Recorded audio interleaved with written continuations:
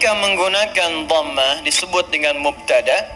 Perhatikan, alhamdu sifatnya mubtada, hukumnya disegerakan.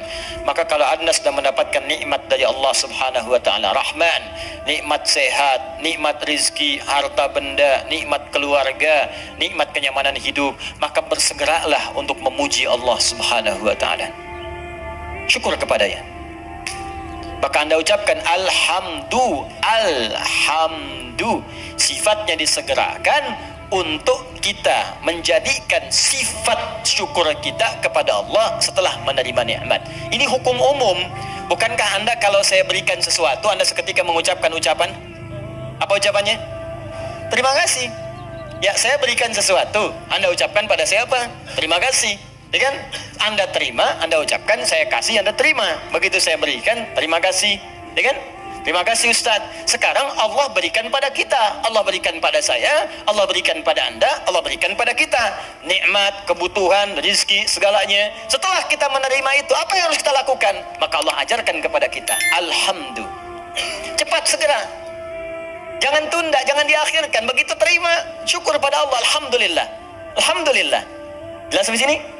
Makanya kalimat alhamdu ini, itu dalam bacaan tafsir bisa dibaca dengan A. Bisa dibaca dengan A untuk menegaskan. Dari mana taunya Ustaz? Teruskan bacaannya. Wa ruwiya an Sufyan ibn Uyainah wa Ru'bah ibn al-Hajjaj annahuma qala alhamdulillahi bin nasbi wa huwa ala idmari fi'lin.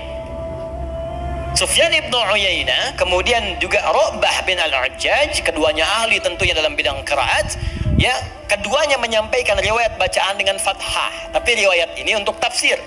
Ingat, bukan untuk bacaan dalam salat. Boleh dibaca dengan fathah, tapi bukan dalam salat. Ingat, dalam tafsir untuk menegaskan perintah segera bersyukur kepada Allah ketika menerima nikmat. Kenapa dibaca alhamda? Untuk menunjukkan kalimat perintah sebelumnya yang ditiadakan untuk memudahkan bacaan kita. Asal kalimatnya kalau kita turunkan, qulu, perintah dari Allahnya. Qulu. Katakan oleh kalian semua, alhamdulillah, alhamda. Cuman kalimat ini yang nggak muncul. Ya, Allah tidak menurunkan kalimat ini karena sudah dipahami oleh orang Arab. Orang Arab paham. Dari mana pahamnya? Karena menggunakan dhammah. Dhammah ini sifat segera. Jadi sifat segera itu nggak dikasih tahu pun sudah paham, harus segera bersyukur.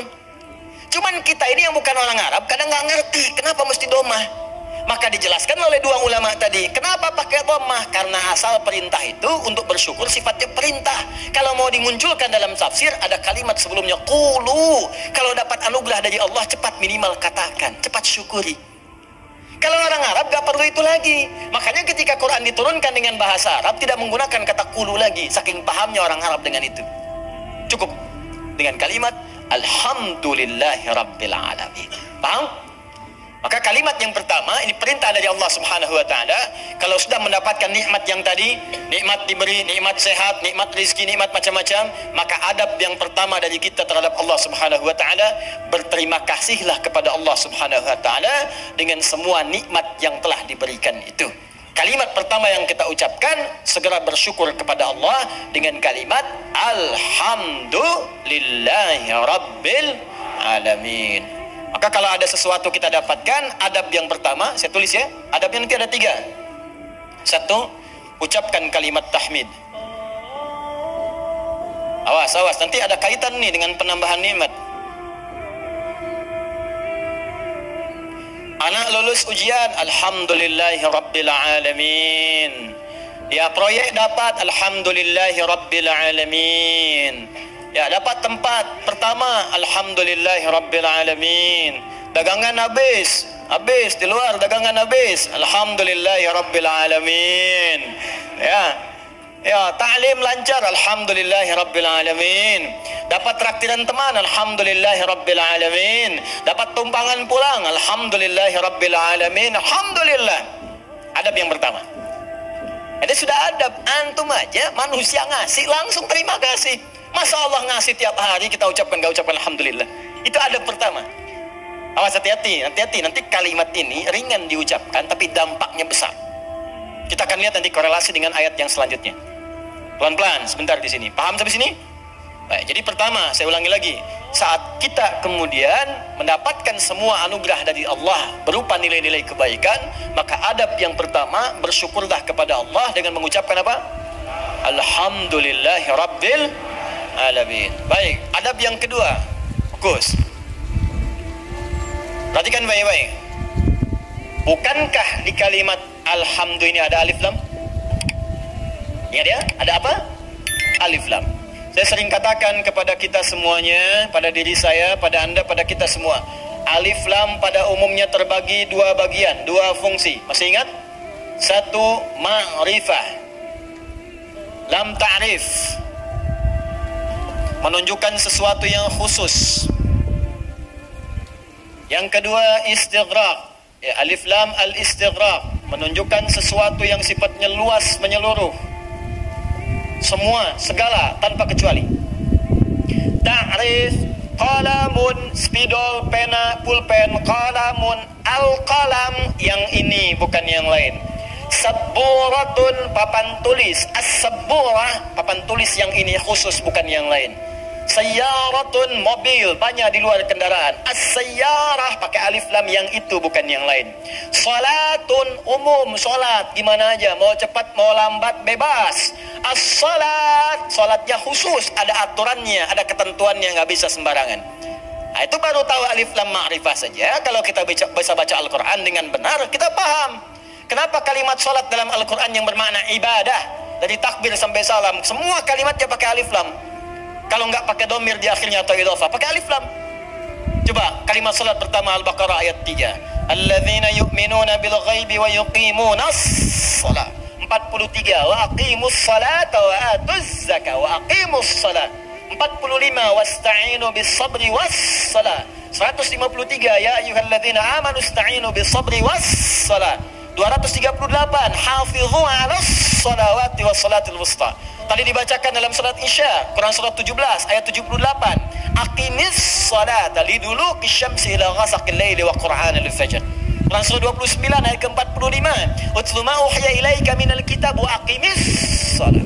Selalu pakai alif lam yang bermakna salat, ibadah. Kenapa menggunakan alif lam? Ingin memberi pesan kepada kita, kalau salat jangan sembarangan. Jangan semaunya. Asal salat. Amin. Masya Allah, zuhur 2 menit. Bayangin, paling nampak saat tarawih lah. Yang 11 rakaat 1 jam, yang 23 ada yang 7 menit. Kok cepet amat sih? Amat aja nggak cepet-cepet. Lancar tiap tahun diulang-ulang, masa belum lancar juga? Lancar sih iya, tapi kan Nabi juga nggak begitu, John. Ada aturannya, ada tumakninahnya, kan? Ada ketenangannya. Kamu nggak tumakninah? Wah, tumakninah sedang sholat sendiri tuh, paling belakang perempuan. Bukan itu. Tenang, bacaan nyaman, fasihnya, kan? Ada harakatnya, ada tajwidnya, ada sifatnya, ada makhrajnya, ada ketenangannya, ada doanya. Itu aturan. Pakai alif lam. Ya, itu ma'rifat. Istighraq menunjuk pada yang luas, tanpa ada kecualinya. Semua dicakup. Ya, dan semua yang terdapat, tidak ada satu pun tersisa untuk yang lain. Semua tercakup. Nah, dua-duanya ini kita bisa terapkan dalam hukum kalimat alhamdu. Yang pertama, alhamdu. Kalau Anda ingin mengucapkan terima kasih, syukur kepada Allah Subhanahu wa ta'ala, maka khususkan semua syukur itu hanya milik Allah saja. Jangan mengambil bagian darinya. Ini kalau sudah merasakan semua karena Allah, ini kan yang ngasih Anda selamat Allah, yang ngasih anak Anda lulus bisa hafal Quran itu Allah, yang bisa menjadikan Anda sukses dalam pekerjaan Allah. Kalau nggak berkehendak nggak bisa. Anda kerja sampai bertahun-tahun, sampai banting tulang, banting kepala, banting kaki, banting apapun, semua dibanting. Kalau Allah nggak berkehendak nggak akan jadi. Dan kita sadar karena Allah. Maka dari itu ketika kita mendapatkan adab pertamanya, bersyukur, terima kasih pada Allah, khususkan pada Allah. Jangan ngambil bagian dari situ, karena kita meyakini apa yang kita dapatkan semua sumbernya dari Allah. Paham? Nah, makanya jangan melibatkan diri kita, ini adab keduanya. Jangan melibatkan diri kita saat kita ingin bersyukur dan mengucapkan terima kasih kepada Allah atas nikmat yang diterima. Contoh, Coba deh ibu atau antum, ikhwan ya, sering kemudian mengantar anak, ujiannya bagus, hafal Al-Quran, bagus. Pernah sering ada yang berucap begini, Masya Allah, ukhti, luar biasa ya anaknya bisa hafal Quran. Ya Allah, akhi, Masya Allah, luar biasa, nilai antum sempurna. Akhi, Masya Allah, pekerjaan antum luar biasa bagus, beda dengan yang lain-lain sebelumnya. Pernah ada orang kadang memuji seperti itu? Nah, saat muncul kalimat itu sadari, ini titipan dari Allah. Barangkali ada yang belum kita syukuri. Kita belum sempat terima kasih nih sama Allah nih. Atau diuji, sadar nggak bahwa itu tuh pemberian Allah. Kalau Allah berkehendak, bukan anak kita yang hafal, anak orang lain. Cuma dititipkan pada anak kita untuk menguji apakah kita ini mampu nggak bersyukur kepada Allah. Mampu nggak menyerahkan urusan kita kepada Allah. Sadar nggak bahwa Allah yang kasih. Makanya orang tua yang baik ketika mendapati anaknya hafal Al-Quran misal, juara pertama di sekolahnya, dipuji oleh orang lain, gurunya bahkan mengatakan, ibu Masya Allah anaknya luar biasa, pintar, cepat pahamnya. Alhamdulillahirrabbilalamin. Ini semua karunia Allah subhanahu wa ta'ala. Adab pertama. Nah, tapi kalau sudah mengucapkan itu, hukum alif lam ma'rifah berlaku. Khususkan hanya pada Allah, kita jangan ngambil bagian dari situ. Kalau ngambil bagiannya, maka berkurang sifat pujiannya. Ibu Masya Allah anaknya luar biasa bu, cepet pahamnya, hafalan Qurannya sempurna. Yang lain 2 tahun, dia 2 bulan dah hafal. Masya Allah. Alhamdulillahirrabbilalamin. Semua karena Allah subhanahu wa ta'ala. Ya memang saya juga tiap hari sih ngasih, saya dampingi, terus malam didoain, cek tahajud, sujud. Kalau cek mau bisa begitu, habis tuh.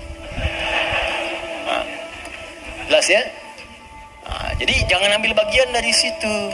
Jadi kalau sudah al pakai alif lam, nggak ada walaupun, meskipun, walau demikian, itu hilang. Ya, ada ikhwan misalnya kadar Allah sakit di rumah sakit. Hari pertama udah lebih baik, ditanya sering lupa nih kalimat begini. Gimana akhi? Alhamdulillah lebih baik ya, walaupun udah nggak usah. Ya walaupun sedikit lagi, udah nggak usah pakai walaupun, meskipun, walaupun, walau demikian, itu udah hilang. Karena udah ada alif lam. Jelas ya? Udah ada alif lam. Ini tuh kayak sederhana beneran deh. Bener, saya serius. Ya, ba, satu huruf, cuman maknanya dalam. Alif lam. Ya, alif lam cuman al dibacanya. Tiap hari al itu banyak, tapi yang ini tuh beda dengan yang lain. Anda boleh gunakan al pada yang lain, tapi al melekat pada alhamdu beda. Lain dengan al pukat, lain dengan al kalin, lain dengan al yang lainnya, beda. Jadi al di sini khusus. Ketika disebutkan al di sini, lekatkan semuanya karena Allah. Gak usah campuri pakai yang lain-lain. Makanya setan itu sering menggerakkan di hati kita pada sisi nafsu, supaya itu dikurangi. Jadi nilai pahalanya berkurang. Bukan cuma nilai pahala, nanti saya sebutkan kalimat yang lainnya. Begitu nanti yang ini sempurna, turun nanti pernyataan dari Allah subhanahu wa ta'ala. Begitu benar, akan datang lagi yang lebih besar dibanding yang sebelumnya. Datang, meningkat lagi, meningkat lagi, meningkat lagi. Ini yang paling dahsyat. Tapi hukum yang kedua ini mesti berlaku. Jadi begitu ada pujian, ada apapun, ucapkan apa? Alhamdulillahirrabbilalamin. Tutup bagian diri kita yang ingin maju ke depan. Sudah. Tapi kenapa tapi Pak? Tapi semua ini dari Allah. Tidak ada peran saya sedikit pun di sini. Jelas sampai sini? Baik. Dan al berlaku yang kedua yaitu istighraq pada semua jenis kenikmatan yang kita raih. Ya, awas hati-hati, jangan cuma di satu sisi saja. Awas hati-hati. Lupa kita itu. Dapat yang terasa materi, alhamdulillah. Iya. Alhamdulillah. Dapat proyek, dapat promosi, alhamdulillah. Keturunan, alhamdulillah. Alhamdulillah. Tapi lupa. Bukankah mata ini kadang dirawat oleh Allah untuk tidak sakit? Berapa kali bersyukur dengan nikmat mata ini? Berapa kali bersyukur dengan nikmat telinga yang jelas terdengar? Berapa kali bersyukur dengan nikmat kaki yang bisa melangkah? Anda berharap-harap buat dapat proyek segala rupa, diuji oleh Allah, sakit kaki aja, nggak bisa berangkat kerja, hilang tuh jutaan, ratusan ribu, sekian, sakit, hilang. Cuman kaki aja satu, kena duri aja, ya, udah. Telinga nggak berfungsi sedikit, pusing, capek. Mata, kena gangguan, proyek nggak bisa kelihatan, susah. Berapa kali kita bersyukur dengan semua nikmat ini? Kadang kita bersyukur dengan segala hal yang kita dambakan dan belum kita pegang, tapi kita lupa dengan semua nikmat yang telah Allah anugerahkan pada kita dan melekat pada jasad kita. Maka dari itu dipaksa kita untuk mengucapkan kalimat ini setiap selesai salat. Supaya ingat banyak nikmat yang telah Allah berikan pada kita, walaupun kita berharap-harap yang lain yang belum tentu kita butuhkan. Kalau bahasa yang lainnya mungkin, ini nikmat banyak yang kamu butuhkan, saya berikan, itu aja belum disyukuri, kamu minta yang lain. Itu aja belum mampu nyukurin, kenapa minta yang lain? Yang belum tentu kita butuh, belum tentu kita perlukan. Makanya setelah kita subhanallah, subhanallah, subhanallah, subhanallah, makna salat apa yang diucapkan? Alhamdulillah, alhamdulillah, alhamdulillah, alhamdulillah, alhamdulillah, supaya sadar telah banyak nikmat yang kita peroleh, yang kadang kita menuntut banyak hal yang belum tentu kita butuhkan, tapi kita telah mendapatkan limpahan rahmat yang telah kita perlukan selama hidup kita. Jelas? Nah, bagian terakhir, adab yang ketiga. Ya, adab pertama, ucapkan tahmid. Ya, satu. Adab yang kedua, jangan mengambil bagian, ya. Atau kita bisa tegaskan dengan kalimat, tujukan khusus kepada Allah, khusus kepada Allah. Jadi jangan mengambil bagian dari tahmid kita itu, saya naikkan ke atas sebagai adab kepada Allah. Dalam semua nikmat yang Allah berikan kepada kita, baik terasa ataupun yang belum terasakan. Ya, yang terasa sifatnya ini yang kita dapati dalam kehidupan kita. Yang belum terasakan, yang kadang-kadang kita ikhtiar baru kita peroleh. Jangan bedakan semuanya. Semua setiap kita dapati, alhamdulillah. Makanya kalau berzikir pasca sholat, jangan cuma di lisan. Saat alhamdulillah itu kaitkan dengan nikmat yang telah kita dapatkan. Ini begitu mengucapkan alhamdulillah, alhamdulillah, alhamdulillah, bayangkan mata sehat, telinga sehat, kaki sehat, hati sehat, pikiran sehat, bening semuanya. Ya, anak sehat, semua sehat, istri sehat, suami sehat. Alhamdulillah, alhamdulillah. Makanya bersyukurnya nikmat.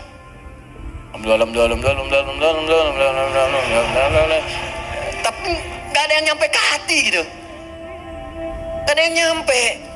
Coba diucapkan pelan-pelan, alhamdulillah, alhamdulillah, alhamdulillah. Rasakan, ini itu tenang ke hatinya itu, enak gitu.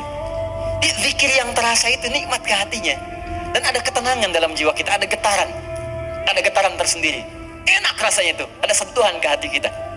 Ya, sentuhlah ia tepat di hatimu, maka ia akan jadi milikmu untuk selamanya. Ya, sentuh. Maka bacakan zikirmu dengan bahasa hatimu sehingga terjadi koneksi antara hati dengan lisanmu. Catat dulu, mana dulu. Bacakan alhamdulillah, alhamdulillah, alhamdulillah, tenang. Ala bi dzikrillahi tatma'innul. Yakinlah kalau zikirmu benar kepada Allah, hatimu akan tenang. Ala itu harful ikhbar wa taukid, menyampaikan sekaligus menekankan. Jadi kalau zikirnya hati belum tenang, berarti ada yang nggak benar zikirnya, ada yang belum tepat. Paham ya? Nah, itu dhammah banyak terkumpul, banyak. Semua segalanya milik Allah, ya semua punya Allah itu banyak. Jadi semua aktivitas kita yang kita dapatkan nikmatnya itu semua punya Allah. Banyak punya Allah, nggak berkurang. Banyak. Nah, yang terakhir, ingat baik-baik, kalimat alhamdulillah itu mengandung makna syukur. Syukur. Ya, kalau manusia berterima kasih, kalau kepada Allah kita bersyukur. Baik. Apa artinya syukur? Ya, syukur itu kalau mau dicatat boleh, kalau mau didengar, dihafalkan atau disimak kembali pun tidak ada masalah, yang penting paham maksudnya. Syukur itu ungkapan rasa terima kasih,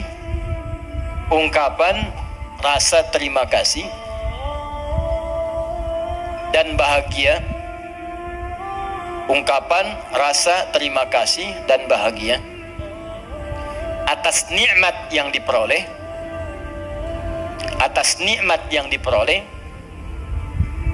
dengan cara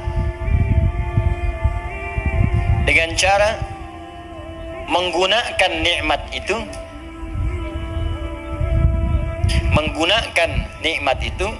sesuai dengan ketentuan yang telah Allah tetapkan.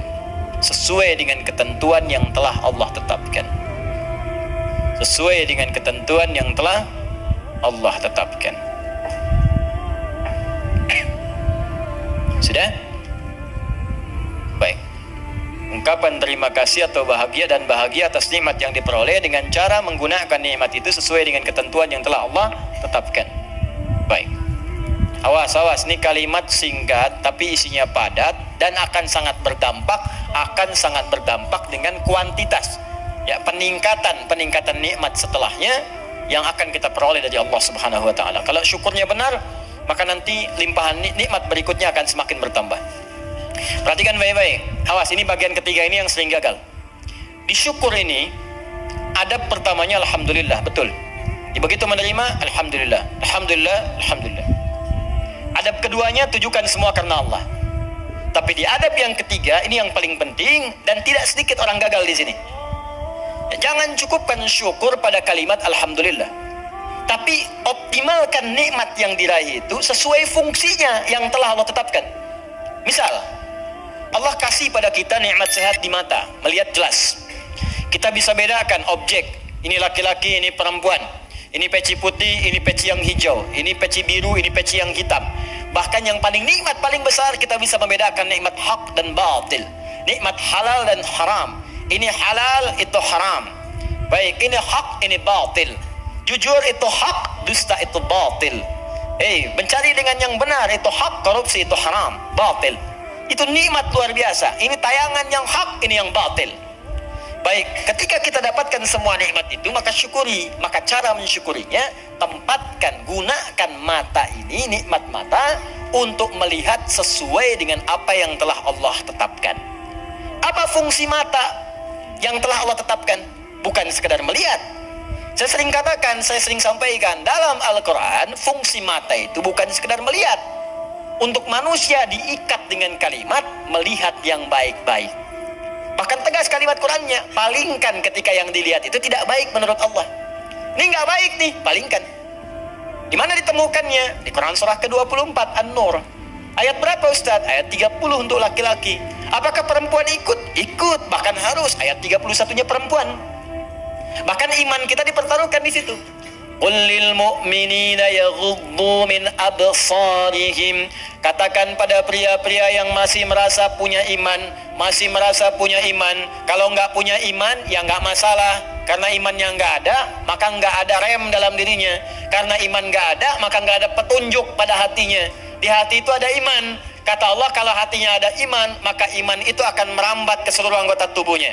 Saat dia naik ke mata, yaghuddu min absarihim, maka imannya akan menunjukkan apa yang harus dilihat oleh matanya. Ketika yang dilihat itu tidak benar menurut imannya, maka dia akan palingkan dari pandangan itu.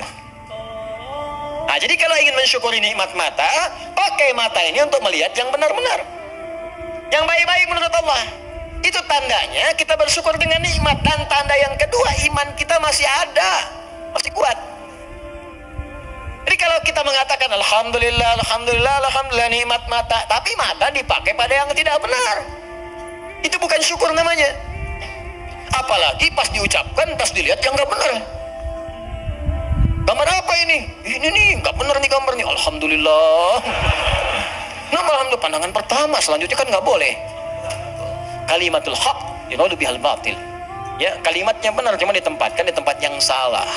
Paham? Nah, jadi coba cek deh. Katanya alhamdulillah, tapi mata masih dipakai pada yang tidak baik. Berapa kali Anda melihat gambar yang tidak tepat saat membuka status, saat mengupdate status, saat melihat browsing, searching berita di internet, saat membuka handphone, berapa kali iklan tampil, kemudian mata kita bisa mengelak dengan cepat. Pindahkan pandangan. Itu baru satu. Belum telinga. Nikmat telinga, gunakan telinga sesuai dengan fungsi yang telah Allah tetapkan. Kata Allah, jangan dengar yang tidak baik. Ya ayyuhalladzina amanu, hai orang-orang masih merasa punya iman, la yaghtab ba'dukum ba'dha, jangan dengarkan gibah. Jangan bergibah, jangan dengarkan gibah. Jangan bikin acara gibah, jangan jadi pelaku gibah. Sekarang dikemas jadi acara TV. Itu yang repot, gibah. Ya, bikin situ tulisan. Memang kadang-kadang gini, kalau maksiat itu jangan dikemas-kemas. Semakin dikemas kelihatannya semakin bagus. Dijualnya jadi menarik. Bikin aja title yang langsung tunjukkan pada tingkat maksiatnya. Ya, jadi kalau ada tayangan-tayangan gosip, langsung antum sebarkan berita. Tayangan gibah. Itu aja. Sebarin tuh ke yang lain, share. Tayangan gibah. Terus turunkan ayat Quran di bawahnya. Khusus bagi orang Islam. Islam saja supaya nggak jadi tersangka nanti. Gampang. Udah. Paham ya? Nah, gitu aja, nanti hilang sendiri. Ya, jadi dan jangan jadi pelakunya, katanya muslim tapi jadi pelaku gibah. Aneh. Jelas ya, iman kita dipertaruhkan di situ. Tuh, itu baru mata, ke telinga, belum ke lisan. Ya lisan pakai untuk apa? Bicara yang benar. Makanya Nabi itu mengikat dua saja. Maaf. Man kana yu'minu, iman lagi tuh. Man kana yu'minu billahi wal yawmil akhir falyaqul khairan aw liyasmut. Siapa yang masih merasa beriman pada Allah dan hari akhir. Kenapa ada hari akhir? Menunjukkan hisab. Dihisab. Wafat dihisab. Itu penegas tuh. Jadi kalau melanggar ketentuan ini, maaf, berarti iman bermasalah. Yang kedua, merasa ringan saat dihisab. Falyakul khairan, katakan yang baik-baik. Jadi kalau masih punya iman, yang nggak baik itu nggak akan dikatakan. Apa yang nggak baik? Banyak dusta. Wailul lil mukadzibin, celaka para pendusta. Dusta itu nggak baik. Kalau dusta akan celaka. Gibah, ya celaan, makian, perselisihan, nggak baik. Makanya kalau Anda rajin ikut taklim tapi rajin berselisih, ada yang aneh tuh. Aneh. Katanya taklim, katanya mendekat pada Al-Quran, katanya ingin praktekkan Al-Quran, tapi melanggar isi Quran. Aneh. Anda belajar di mana? Quran mana yang Anda praktekkan? Mana iman Anda? Taklim itu menguatkan iman, bukan melanggar iman. Itu poinnya. Jadi kalau Anda dekat dengan Allah, itu semua tubuh kita akan dijaga lurus pada nilai-nilai kemuliaan. Jelas sampai sini? Itu teman-teman, itu baru tubuh kita, belum yang lain. Ini saya tanya pada Anda, ya, mulai dari pakaian, alas kaki, rumah, ya, kendaraan. Pertanyaan saya, berapa nikmat yang telah kita peroleh, yang telah kita gunakan sesuai fungsi yang telah Allah tetapkan kepada kita. Makanya pelajari dulu sebelum meminta kepada Allah. Ya Allah, berikan aku anugerah rumah. Apa fungsi rumah menurut Allah dan Rasulnya? Turunkan. Ada fungsi rumah untuk berzikir, fungsi rumah sebagai naungan. Fungsi rumah itu ada 3-4 dalam Al-Quran. Ada manzil, kenapa rumah disebut dengan manzil? Ada bait, kenapa disebut dengan bait? Ada dar, kenapa disebut dengan dar? Ada maskan, kenapa disebut dengan maskan? Ada di situ turunannya, pelajarin dulu. Jangan ngotot minta sesuatu, tapi ketika diberikan nggak bisa syukurin. Itu yang bahaya nanti saat hisab. Nih rumah, kenapa disebut maskan? Tempat untuk tinggal. Tapi kata maskan dari kata sakinah. Sakinah itu sesuatu yang tenang, tentram.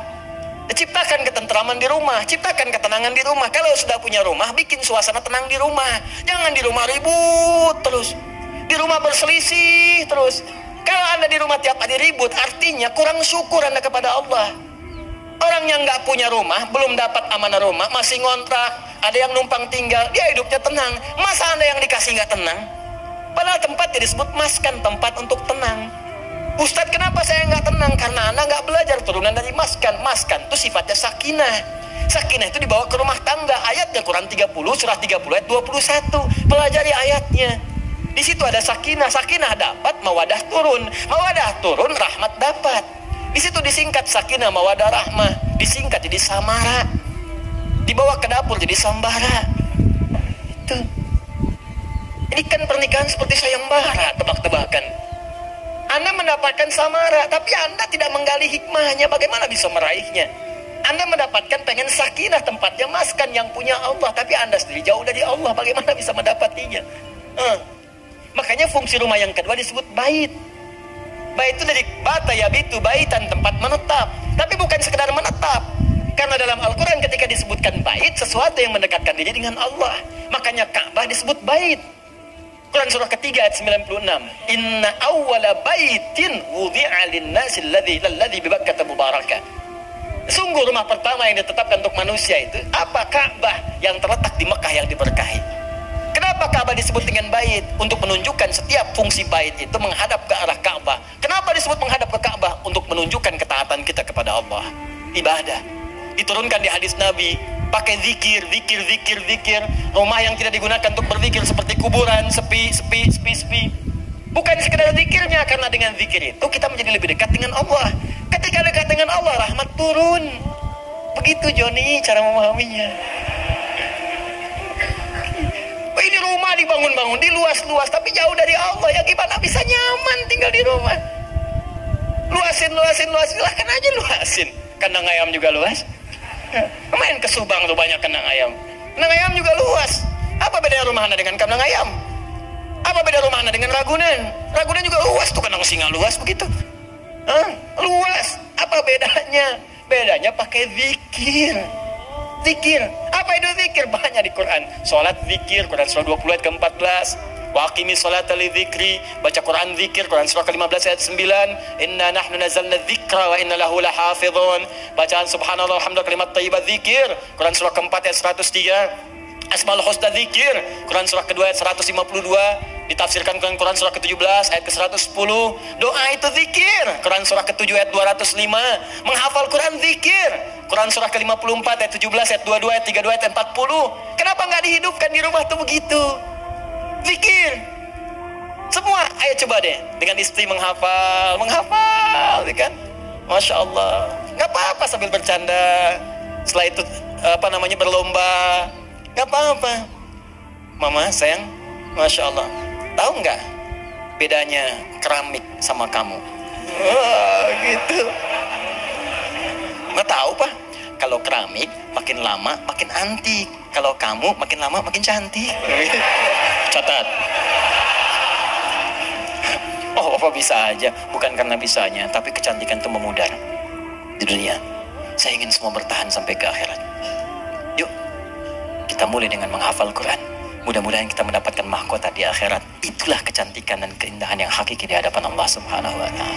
Masya Allah, Masya Allah. Alim. Praktekin. Masya Allah, Masya Allah. Ini. Paham? Dibikin status.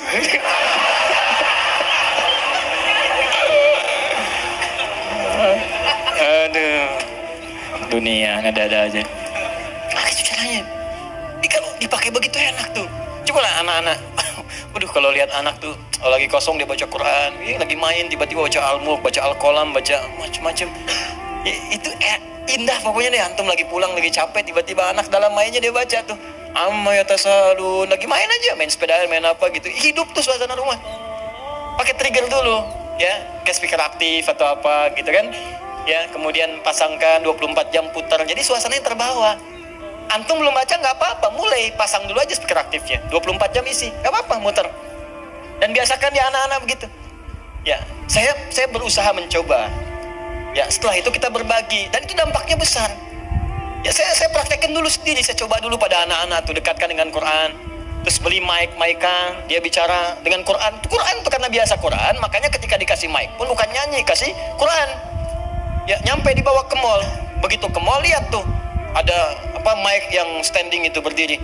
Ya, Masya Allah. Orang kan biasa pakai buat karaoke, tulisannya karaoke, dia cobain di mall. Ya, wailul likulli humadzatil lumazah. Di mall bayangin tuh. Ya. Tapi ya biarin aja, sekali-kali di mall ada ngaji kan.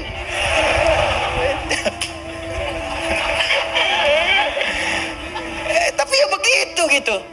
Itulah nikmat, itulah syukur. Syukur itu butuh realisasi, bukan cuma ucapan. Alhamdulillah rumah kita besar, syukur aja, silakan undang bagi dengan tetangga, alhamdulillah. Tapi buktikan, jangan setelah undang tetangga segala rupa, lupa lagi dengan Allah. Tuh kalau digali banyak, ada maskan, ada bait, ada dar, ada manzil nazala, turun, manzil tempat menurunkan. Apa yang diturunkan situ? Turunkan keturunan. Makanya jangan pernah bermaksiat di luar rumah. Setelah berumah tangga ada rumah, lakukan semua hubungan di dalam rumah. Jangan maksiat di luar rumah. Ya, yang kedua menurunkan kasih sayang, menurunkan segala rahmat, menurunkan segala perhatian. Di situ berikan pada anak, pada setiap yang ada di rumah dan sebagainya. Itu baru satu. Di kadang-kadang begini, Allah udah kasih, minta yang lain, yang ini aja belum dipakai ibadah. Antum udah nyari-nyari pakaian yang lain, ini pakaian yang dipakai ini udah pernah dipakai ibadah belum? Pakai sholat, pakai ngaji, pakai macam-macam. Ini kadang-kadang begini, saya sering dapat pertanyaan, Ustaz, saya ini cari pekerjaan, nggak pernah keterima. Saya bilang, sini mas, baju ada? Ada. Makan tiap hari ada? Alhamdulillah. Kendaraan ada? Sepeda Ustaz punya? Alhamdulillah. Baik. Rumah ada? Ada Ustaz, alhamdulillah. Sudah berapa banyak yang dipakai ibadah? Sepeda sudah mengantarkan Anda pada sholat? Kadang-kadang Ustaz. Baju udah semua dipakai ibadah? Ya belum semua Ustaz. Nah, itu Anda itu begitu. Itu kan semua titipan. Setiap titipan akan ditanya. Semua orang yang dititipkan itu nggak pengen banyak. Gak ada orang titipin pengen banyak. Pengennya sedikit supaya gampang dikembalikan. atau saat ditanya menjadi lebih mudah menjawabnya. Nah sekarang Anda aja yang dikasih oleh Allah saja titipan belum digunakan pada yang benar, bagaimana bisa meminta yang lain? Barangkali bukan Allah belum mau ngasih, tapi Allah menginginkan Anda maksimalkan dulu nikmat yang ini. Kalau sudah semua maksimal, jangankan Anda minta, belum minta pun Allah bisa kirimkan yang lain. Itu poinnya. Mudah bagi Allah, karena Allah mampu menguasai semua alam. Jangankan pengen pekerjaan, semua alam pengen dikasihkan. Jangankan menguasai, merawat semuanya, memberikan semuanya, ngasih, memberikan, merawat, mencukupkan, semua diberikan. Sifat yang memberikan, merawat, memenuhi semuanya tanpa kecuali dalam bahasa Arab disebut dengan rububiyah. Yang memilikinya disebut dengan Rabb. Karena itu kata Rabb secara tunggal, kalau tidak dilekatkan dengan kalimat lain, itu artinya nggak boleh diberikan kecuali hanya pada Allah saja. Rabb. Awas hati-hati, Rabb. Gak boleh manusia diberi nama dengan Rabb, kecuali disambung dengan yang lain. Robbie Williams, kan? Nah, atau misalnya Muhammad Rabbi, ya. Kalau bersambung dengan yang lain boleh. Boleh. Ya, di kisah Nabi Yusuf Quran surah 12 ayat ke-42. Ya. Wa qala lilladzi dhanna annahu najin minhuma udhkurni 'inda rabbik. Bukan Allah di situ. Ya, ketika Yusuf alaihissalam berkata kepada satu di antara dua orang yang ditakwilkan mimpinya, dan dia duga dia akan berhasil keluar dari situ selamat, ya selamat, maka dia katakan berikan pesan kepada orang ini, ya napi yang akan lolos ini, selamat ini, kata Nabi Yusuf alaihissalam, nanti sebutkan kisah saya kepada rajamu. Ya Rabb di situnya, tapi ada kaf di situ, Rabbik, bukan Rabb sendiri, ditunjukkan kepada raja. Jelas sampai sini? Baik, itu boleh, gak ada masalah. Nah, tapi ingat sifat Rabb, kalaupun dilekatkan dengan kalimat lain, itu tidak hanya menunjuk pada aspek kepemimpinan, tapi ada perawatan dan maslahat di dalamnya. Yuk kita baca sedikit tafsirnya. War-Rabbu huwal malikul mutasarrif wa yutlaqu fil lughati ala as-sayyid wa ala al-mutasarrif lil islah wa kullu dhalika sahihun fi haqqillah ta'ala. Kata Rabb itu hanya milik Allah Subhanahu wa ta'ala. Bermakna malik yang memiliki segalanya, mutasarrif yang berkehendak untuk menggunakan pada apapun yang dikehendakinya pada semua yang dimilikinya. Terserah Allah. Terserah Allah. Nih, maaf sekali lagi, maaf. Ini tangan punya siapa? Ya Allah. Mata punya siapa? Ya Allah. Telinga punya siapa? Nah, karena punya Allah, terserah Allah, ya Allah yang punya. Itu kan? Sekarang yang punya nitipin ke kita supaya kita pakai. Makanya kita katakan inna lillah, kita itu punya Allah. Inna lillahi, kita semua punya Allah. Wa inna ilaihi rajiun. Karena kita punya Allah, besok lusa kita pulang kepada Allah. Karena kita punya Allah, mata punya Allah, telinga punya Allah, tangan punya Allah, terserah Allah. Maka Allah bikin aturan. Karena kamu punya saya yang ciptakan. Nih cara menggunakan semua jasad dalam tubuhmu. Pakai sesuai petunjuk pemiliknya. Tangan gunakan begini, mata gunakan begini. Makanya kalau tangan dipakai maksiat, Allah marah yang punya. Wasariqu wasariqatu faqtu aydiyahuma, kata Allah, tangan saya kan suruh gunakan yang baik, kenapa dipakai mencuri? Daripada pakai mencuri, potong aja tangannya. Yang punya marah. Saya punya motor saya titipkan pada Anda. Saya bilang pakai motor ya, pakai yang baik-baik buat taklim, buat cari nafkah. Anda pakai motor buat maksiat, rampok orang pakai motor itu, saya marah nggak? Marah. Motor Anda tabrak-tabrakin, bemper pengok, spion hilang, gitu kan? Semua habis. Marah nggak saya? Marah. Ini tubuh kita punya Allah, dipakai maksiat, ya wajar Allah marah. Perangkat hidup punya Allah, dipakai maksiat, wajar Allah marah. Malikul mutasarrif. Makanya kata yang memiliki dan mengatur semuanya sesuai dengan kehendaknya itu Rabb namanya. Kalau kalimat itu diambil untuk sifat keteladanan kepada makhluk misal manusia, maka tambahkan kalimat lain. Rabbul bait yang merawat rumah. Ya, Rabbud daulah yang merawat pemerintahan. Kenapa disebut Rabb? Supaya dengan perawatan itu memberikan maslahat.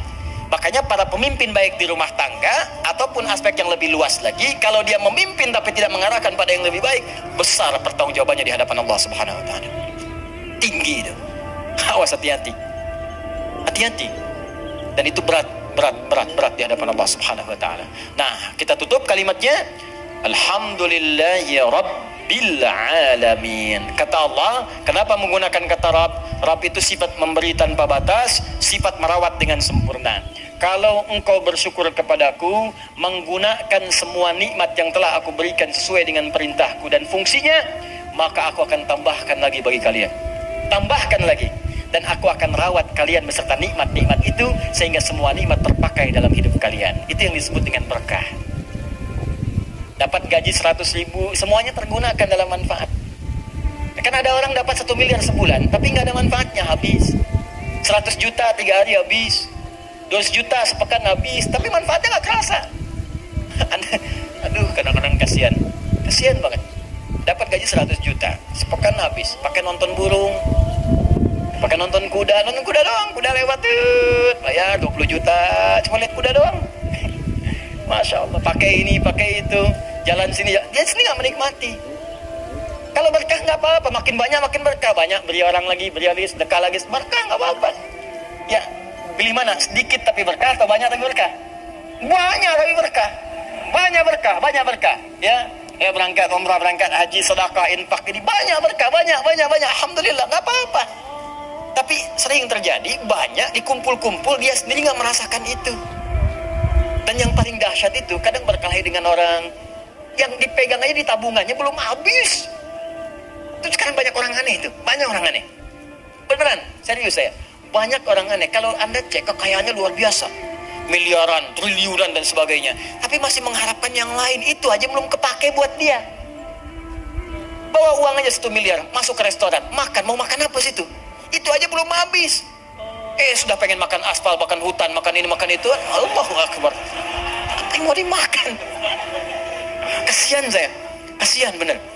Hidupnya kasihan, dikumpul-kumpul kepake enggak, mati aja, udah selesai itu. Jadi cuma mewariskan masalah. Dan kalau nggak berkah, celaka. Begitu dia meninggal, orang rebutan, anak cucunya rebutan, saling tembak, saling bunuh, meninggal, nggak ada yang dapet. Kan sering saya bilang, kayak 2 orang rebutan mobil, dua-duanya meninggal, mobilnya cuma ketawa. Paham ya? Nah, maka kalau kita benar menggunakannya, sifat rububiyah itu muncul. Allah akan merawat. Maksudnya menjadikan semua nikmat yang Allah berikan pada kita berkah. Kepake semua. Kepake, ada manfaatnya. Berkah itu ziyadatul khair, nilai kebaikannya bertambah. Nah, kemudian sifat Allah untuk memberikan tambahan itu dialihkan, diuraikan pada kita dengan melimpah. Tambah.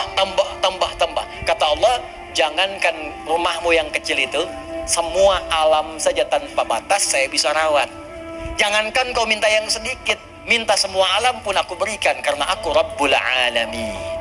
Karena itu sifat lillah, alhamdulillahi, harakatnya. Kemudian sifat yang kedua ikut Rabbi, bukan Rabbu, Rabbi yang menunjuk kepada Allah tadi. Seperti Bismillahirrahmani, ya, Rahmani ke Allah.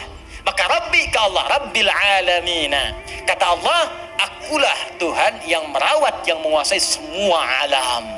Alam saja sudah jamak bentuknya, alam jamak, alamin jamul jamak dari semua jamak. Jadi kalau ada yang banyak, semua yang banyak itu aku kuasai, kata Allah. Manusia sedikit, kalau kau mau minta, aku berikan apa yang kamu inginkan. Kalau kamu ingin aku rawat. Jangankan kamu, semua alam aja aku rawat, apalagi cuma kamu. Jelas ya? Maka dari itu, pada ayat yang ketiganya, Allah turunkan kemudian ayat yang sangat indah untuk menerapkan kaidah di ayat yang kedua ini. Perhatikan baik-baik. Kalau Anda benar-benar bersyukur kepadaku, kata Allah, menggunakan nikmat dengan baik, sesuai peruntukanku, aku akan tambahkan kepadamu, aku akan rawat nikmatmu, bahkan apapun yang kamu minta, walaupun sepenuh alam, aku akan berikan jika engkau itu butuhkan, karena aku penguasa, pemilik, dan pengatur semua alam tanpa kecuali.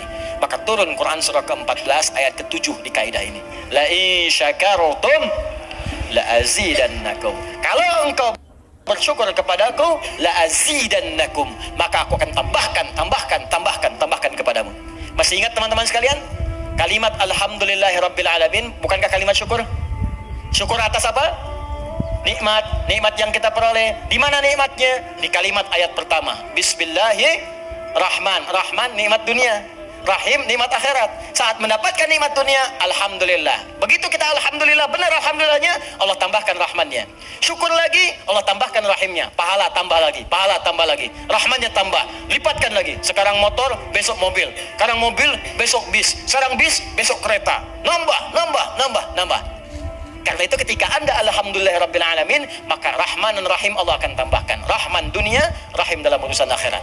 Karena itulah pada ayat selanjutnya turun lagi kalimat Ar-Rahmanir Rahim untuk menegaskan ketika Anda benar bersyukur kepada Allah, maka sifat Rahman dan Rahim berupa pemberian Allah akan terus dilimpahkan kepada kita, dan itu janji Allah dalam kalimat la in syakartum la azidannakum.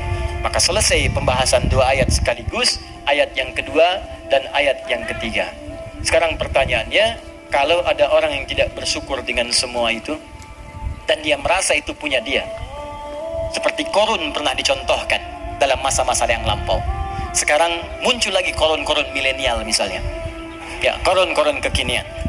Maka penting kita ingatkan, ada ancaman yang berlaku dalam Al-Quran dan penegasan tentang apa yang terjadi jika seseorang merasa memiliki bukan sebagai titipan yang harus tingkatkan syukurnya kepada Allah Subhanahu wa Ta'ala. Itu nanti yang kita bahas di pertemuan berikutnya dengan turunnya ayat yang keempat, Maliki Yaumiddin.